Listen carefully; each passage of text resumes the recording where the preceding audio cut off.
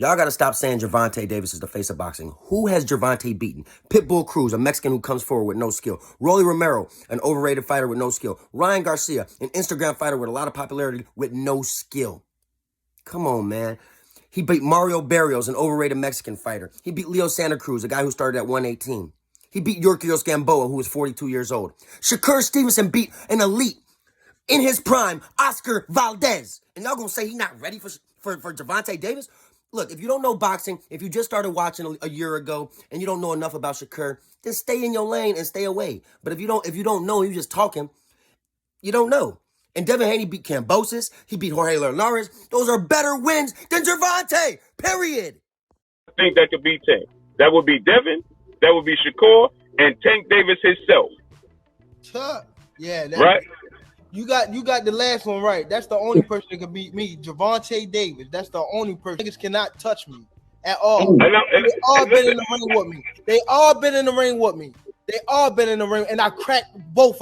Shakur Stevenson would beat Javonte Davis easily. Why? Because he's not going to be like Ryan Garcia. He's not going to get frustrated and bored like Ryan Garcia. He's going to wait. He's going to wait. Javonte is going to be the one to get frustrated before Shakur because Shakur is even more patient than Javonte. And it's crazy because Javonte is one of the most patient fighters I've ever seen. Javonte will crack first. He will get impatient first. And Shakur will be the one to counter him. Now, I will admit, Javonte has more power than Shakur, but don't sleep on Shakur's power. I done seen Shakur knock people out and knock people down with jabs and right hands that he doesn't even consider power shots.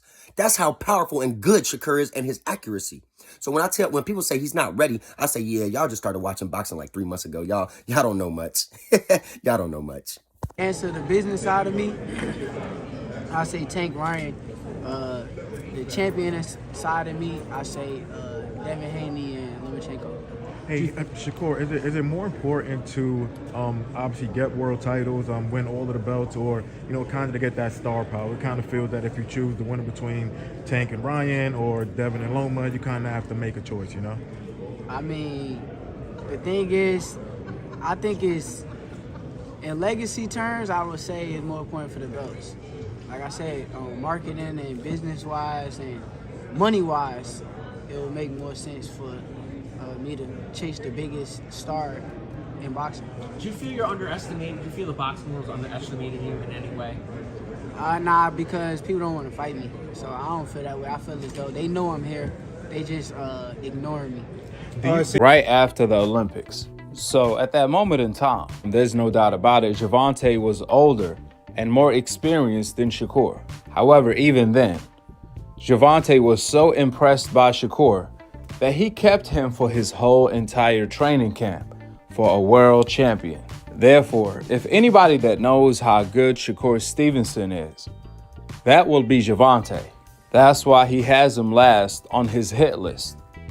That's why he says everything but let's fight. And from what I heard, according to my sources, Shakur did really well in their sparring with Tank for a guy that was making his pro debut. The sparring was competitive both ways. However, that ain't a knock on Tank because Shakur got the best of Lomachenko when he sparred him. And Shakur has been sparring the likes of Crawford, boxing pound for pound #1. I keep trying to explain to boxing fans that Shakur Stevenson has been sparring with Terence Crawford, who is a 147-pounder. Shakur is preparing to fight guys with that are bigger, with more powerful abilities, so that when he gets in the ring with a guy like Javonte Davis, who has a lot of power at 135 and can knock out ordinary guys at 140 and 147, I don't think he can knock out Terence Crawford or Earl Spence of the world.